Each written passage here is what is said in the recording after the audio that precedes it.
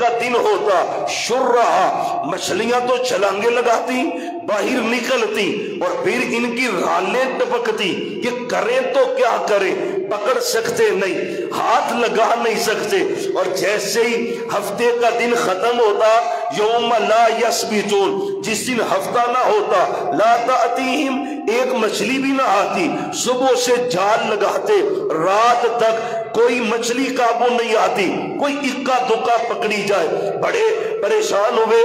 اب کرنا کیا چاہیے بھئی؟ کوئی حل تو کریں گے نا اس کا، جو ہمارے اوپر یہ پابندی ناجائز لگ گئی۔ ان کو شیطان نے کہا اسی دریا کے قریب گھڑے کھودو، ہفتے والے دن مچھلیاں پکڑو، اس گھڑے میں ڈالو اور اتوار کے دن آ کر ان مچھلیوں کو اپنے گھر میں لے کے جانا۔ شیطان نے پھر ایسا ہی کیا، کہا، اور انہوں نے عمل کر کے دکھایا۔ 3 گروہ اس وقت یہودیوں کے بنے، ایک گروہ یہ حرکت کرنے والا، ایک ان کو منع کرنے والا، اور ایک کہتا تھا جو جہاں پر لگا ہے لگا رہنے دو۔ بین المذاہب ہم آہنگی کے اراکین تھے وہ، جو جہاں پہ لگا ہے لگا رہنے دو، اپنا چھوڑو نہ، کسی کا چھیڑو نہ۔